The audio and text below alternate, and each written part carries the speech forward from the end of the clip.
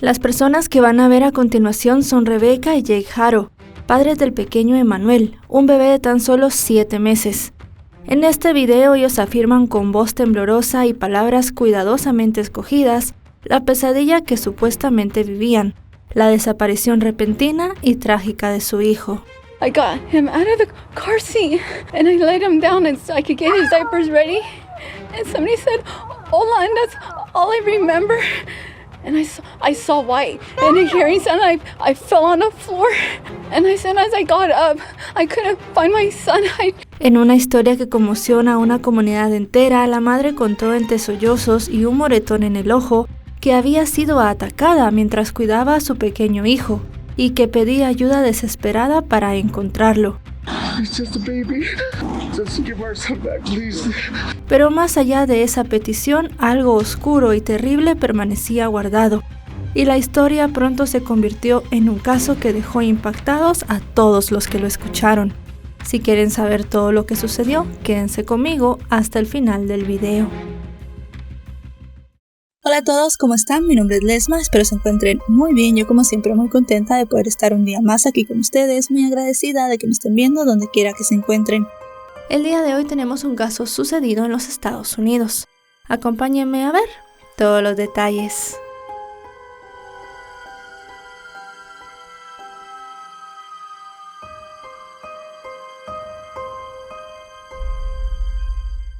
Hola chicos, antes de empezar con el caso les quería comentar que también pueden escuchar ya todos mis videos en la plataforma de Spotify. Los tendrán en versión video y también en versión solo audio para que puedan estar al día donde quiera que estén. Ahora sí, demos inicio al video. Emmanuel Haro nació en enero de 2025 en California, Estados Unidos, y fue el segundo hijo del matrimonio conformado por Rebecca y Jake Haro. Una pareja que según sus amigos y familiares tenía una vida marcada por altibajos, conflictos y antecedentes judiciales. El pequeño Emmanuel por su parte fue descrito por sus familiares como un bebé muy tranquilo. Ahora bien, con respecto a sus padres, se conoce que Rebecca nació en el sur de California y tenía una infancia marcada por la carencia emocional, ya que provenía de un entorno con oportunidades limitadas, tanto económicas como afectivas, así como un difícil desarrollo personal. A pesar de esto, la joven logró completar su educación secundaria y también enfrentó muchas responsabilidades desde joven, ya que tuvo que cuidar a sus hermanos menores. Todas las personas que conocieron a Rebecca comentaron que su infancia estuvo marcada por relaciones muy complicadas. Por otra parte, se sabe que Jake también nació en California, en un entorno de igual forma difícil, rodeado de violencia y dificultades económicas. Su infancia no fue nada sencilla. Creció en un barrio donde la delincuencia era común y la presencia de violencia dentro de su familia también era muy frecuente. La educación de Jake fue interrumpida en múltiples ocasiones e incluso tuvo que abandonar formalmente los estudios antes de terminar la secundaria. Y es que la inestabilidad de su hogar y la necesidad de ayudar económicamente a su familia lo obligaron a trabajar desde muy joven en distintos empleos informales, pero nunca logró tener una estabilidad laboral. No conforme con esto, enfrentó problemas de comportamiento y lamentablemente también una historia de violencia fuera de su hogar, ya que Jake era descrito como agresivo, desconfiado, explosivo, manipulador, con arranques impulsivos y con muchas dificultades para poder controlar su temperamento. Él sometía a su familia a situaciones de tensión constante y por si fuera poco tuvo varios problemas con la ley por robos menores, violencia y también por pandillas. Así las cosas, se cree que esta pareja se conoció más o menos alrededor del año 2021. Comenzaron una relación de amistad, la cual pronto se volvió una relación amorosa. Ellos decidieron casarse y luego de eso se mudaron juntos. Al parecer los primeros días eran muy buenos para todos, pero con el paso del tiempo no todo fue color de rosa. Podemos ya intuir que dos jóvenes que vienen de la violencia van a tener también un hogar violento, y esto fue así. Dentro de la casa el ambiente era ruidoso, turbulento y también muy tenso. Según vecinos, la pareja discutía casi todos los días, y las discusiones no solo eran verbales, sino también escalaban a lo físico, lo que provocó que en varias ocasiones los vecinos llamaran a las autoridades. Pero a pesar de todas estas peleas, ellos decidieron seguir adelante con un plan que tenían juntos, y era el de formar una familia. Hay que destacar aquí que para ese momento Jake ya tenía 2 hijos producto de una relación anterior y Rebecca no tenía ninguno. Así, en el año 2024, ella anunció su embarazo. Y como ya dijimos al comienzo, en enero de 2025 nació el pequeño Emmanuel. Según las personas, Rebecca y Jake pensaron que en ese momento estaban frente a un nuevo comienzo. Pero luego de unas semanas de tranquilidad y de supuesto amor, las cosas comenzaron nuevamente a salir mal. Emmanuel fue criado en un entorno lleno de tensiones y desde sus primeros meses estuvo en un ambiente de continuas amenazas y abusos. Ya conociendo la vida familiar y el entorno de Emmanuel, vamos a ir hasta el 14 de agosto del año 2025. Fue una fecha que marcó el inicio de una búsqueda y una investigación que terminó por revelar unas verdades completamente aterradoras. Y es que ese día a las 7:47 de la noche, Rebecca llamó al número de emergencias desde el estacionamiento de una tienda de artículos deportivos. La mujer en esa llamada dijo que mientras le cambiaba el pañal a su hijo Emmanuel, fue sorpresivamente atacada por un hombre desconocido que le había dicho hola y de inmediato la dejó inconsciente golpeándola. Dijo que al despertar de este golpe su bebé de 7 meses había desaparecido. Rebecca describió a este chico como un chico latino y no dio más descripción. Ante esta denuncia, la policía respondió en el mismo momento y activaron un operativo de búsqueda para el pequeño Emmanuel. Comenzaron a buscarlo en los alrededores de la tienda, pero también en condados aledaños, con el objetivo de localizarlo lo más pronto posible. También llevaron helicópteros, perros rastreadores y distintas patrullas. En este caso en particular no se decidió activar en ese momento la alerta Amber, según las autoridades, debido a que no se denunció la huida de ningún vehículo que pudiera estar vinculado con la desaparición. Por su parte, como podemos intuir también, la comunidad se movilizó muy rápido. Comenzaron a compartir la imagen de Emmanuel en redes sociales, con una descripción muy precisa del pequeño. La cobertura mediática generó una gran preocupación pública, y muchas personas se unieron a los padres en los días siguientes para participar activamente en la búsqueda. Entre tanto, ellos ofrecían declaraciones aparentemente muy afligidos y pidiendo en medios de comunicación y en redes sociales que por favor le regresaran a su bebé. Obviamente todos los medios querían saber qué había pasado, y esto suscitó que los padres de Emmanuel dieran entrevistas ante las cámaras de televisión. Rebecca ante los medios relató con un moretón muy particular en su ojo lo mismo que le había dicho a las autoridades. Un joven latinoamericano se había acercado a ella mientras le cambiaba el pañal a su bebé.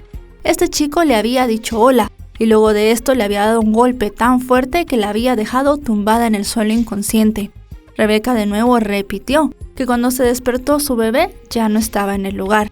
Dijo que eso era lo único que recordaba y que no podía dar más información. Por su parte, Jake también habló y entre sollozos recordó que su bebé era sano y juguetón, y pidió a las personas que estaban viendo la entrevista que lo ayudaran a traerlo de vuelta a su casa. He was a healthy baby. He was crawling, he was kicking, he was playing with his toys. Whoever took our son, please give him back.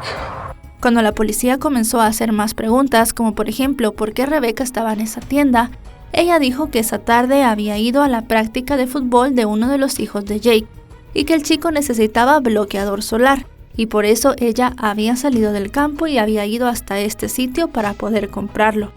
Sin embargo, se conoció que en ese momento a la práctica solamente le faltaban 15 minutos, así que muchas personas no comprendían por qué la urgencia de salir a comprar ese bloqueador solar, si seguramente cuando ella volviera de la práctica, esta ya hubiese terminado y el niño ya no necesitaría el producto. Era algo que si él iba a utilizar en la siguiente práctica, podían comprar al salir de esta. Como parte de las investigaciones, los funcionarios comenzaron a entrevistar a varias personas en relación con la desaparición, incluida a la familia, para poder recabar cualquier dato que les pudiera ayudar a dar con el paradero del pequeño.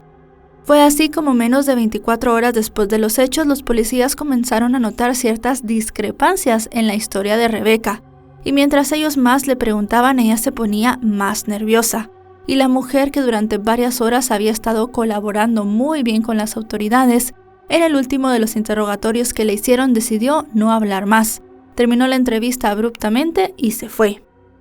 Para ese momento la familia Haro ya tenía un abogado, y este dijo a los medios que Rebecca no quería hacerse la prueba del polígrafo, pero eso sí, seguía colaborando en la búsqueda de su hijo. También comentó que ella no tenía nada que ver con los hechos. Sin embargo, a raíz de todo esto, las autoridades dijeron que no podían descartar la participación de personas cercanas en los hechos. Ese mismo día, el hijo mayor de Jake fue puesto en custodia bajo los servicios sociales, tras una visita domiciliaria que reveló que había condiciones inadecuadas en la casa de Jake y Rebecca para mantener a menores. La comunidad, por su parte, se unió en una vigilia por Emmanuel, donde decenas de personas se congregaron con velas, oraciones y mensajes de apoyo, expresando que tenían esperanza de que el niño regresara con vida. Varios líderes locales, vecinos y amigos también expresaron su dolor y su compromiso por seguir con la búsqueda. No obstante, aunque la comunidad pedía por el regreso de Emmanuel, también tenían una gran desconfianza de Jake y Rebecca, debido a ciertos rumores que comenzaron a poner en duda la versión que habían dado. Mientras todo esto ocurría, el caso tomó más presencia en los medios, y en simultáneo las autoridades seguían buscando a Emmanuel exhaustivamente. Querían encontrar cualquier evidencia que los pudiera conducir a su ubicación y saber realmente qué había pasado con él.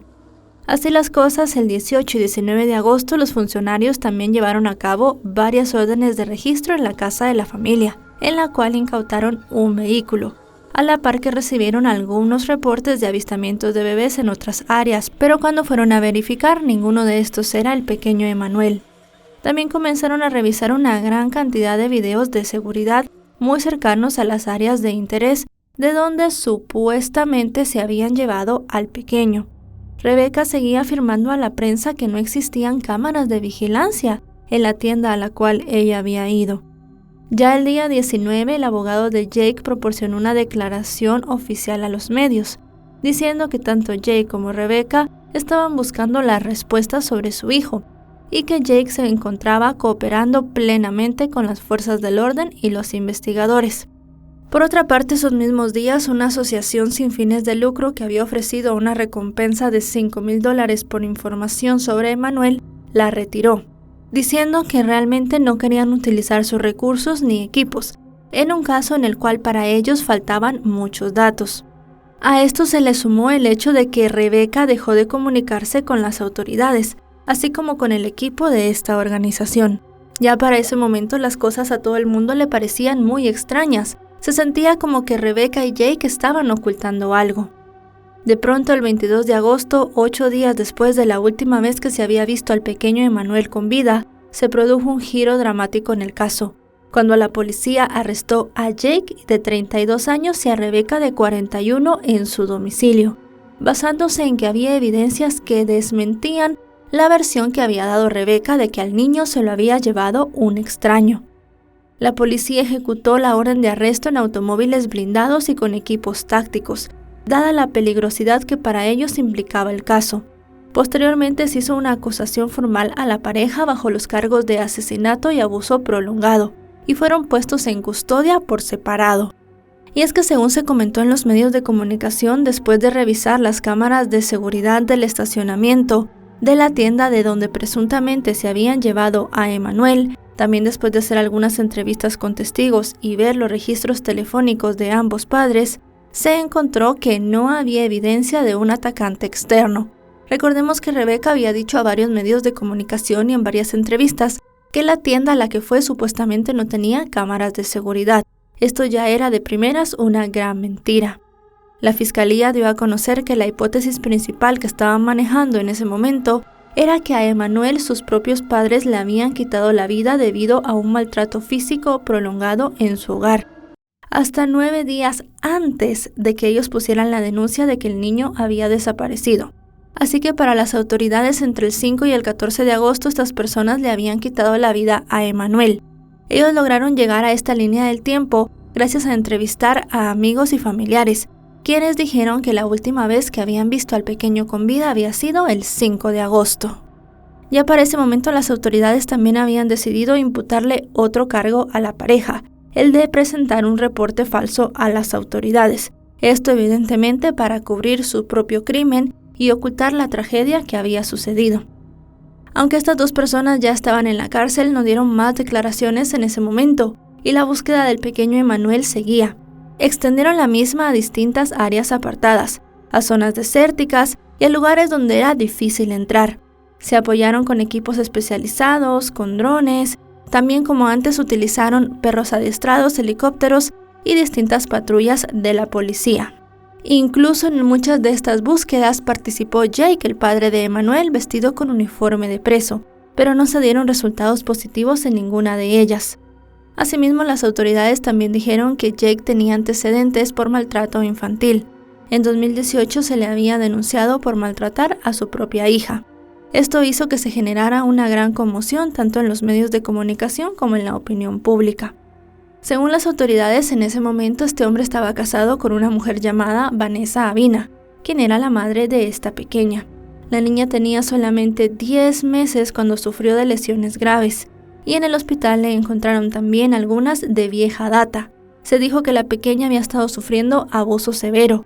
Tenía una fractura en el cráneo, una hemorragia cerebral y algunas costillas rotas. En consecuencia, Jake fue acusado de crueldad intencional infantil. No solamente él, sino también Vanessa. Jake alegó que las lesiones habían sido consecuencia de que su hija se había caído mientras él la bañaba, cuando estaba presentando un cuadro de fiebre. Finalmente, él decidió declararse culpable y fue procesado por abuso, abandono y crueldad. Si bien se le dio una condena de prisión, el juez decidió dejarlo en libertad condicional. Consideró que el castigo apropiado para Jake era que cumpliera una sentencia de trabajo comunitario y unos programas para agresores de menores. En tanto, la hija de Jake había quedado con secuelas permanentes como pérdida del habla, la vista e imposibilidad para caminar. Esta decisión, cuando se hizo pública, evidentemente fue muy criticada, pero no solamente por la opinión pública, sino también por las mismas autoridades.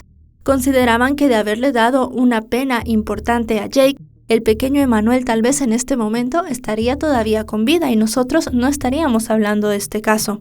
Pero al final el hubiera no existe, y Jake salió libre y pudo volver a abusar de sus otros hijos.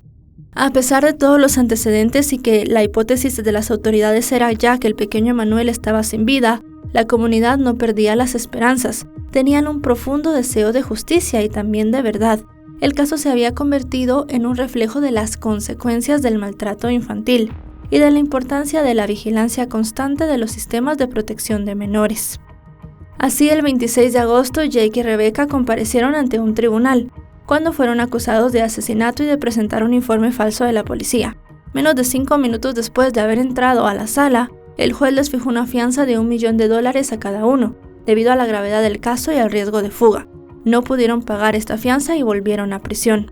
Mientras todo esto continuaba, las autoridades seguían buscando al pequeño Emmanuel. Lo siguiente que se supo del caso fue el 3 de septiembre, cuando de nuevo Jake y Rebecca fueron llevados a un tribunal para responder formalmente por los cargos que les habían imputado. En esta audiencia inicial, ambos se declararon no culpables.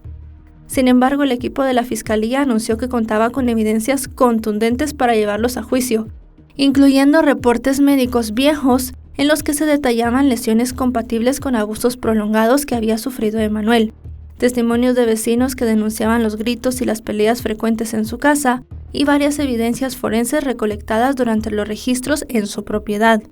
Por su parte, la defensa presentó sus argumentos preliminares, alegando que las pruebas de las cuales hablaba la Fiscalía eran insuficientes, a la par que subrayaron la dificultad de procesar un caso sin el cuerpo, señalando además inconsistencias en la cadena de custodia de evidencias y cuestionando la credibilidad de los testigos. El caso para ese momento ya era muy mediático, estaba siendo muy seguido y tenía una amplia resonancia, no solo en los Estados Unidos, sino también fuera de este país. Ya para todos era considerado un homicidio sin cuerpo. Pero aunque se estaban haciendo muchos esfuerzos, Emmanuel seguía sin ser encontrado. Para el día en el que estamos investigando este caso, inicios de septiembre del año 2025, no se ha encontrado aún el cuerpo del pequeño Emmanuel. La Fiscalía ha confiado en varias evidencias circunstanciales y en distintos testimonios para proceder con la acusación. Piensan que a pesar de que no está el cuerpo del pequeño, tienen un caso sólido. La próxima audiencia se dará el 16 de septiembre. En esta, la Fiscalía planea presentar material adicional, análisis de expertos, reportes médicos y testimonios tanto de vecinos como de personas cercanas a la familia. En medio de todo esto, un reportero tuvo la oportunidad de entrevistar a la pareja. Rebecca se mantuvo muy firme en su declaración inicial, pero Jake no la apoyó ni la desmintió.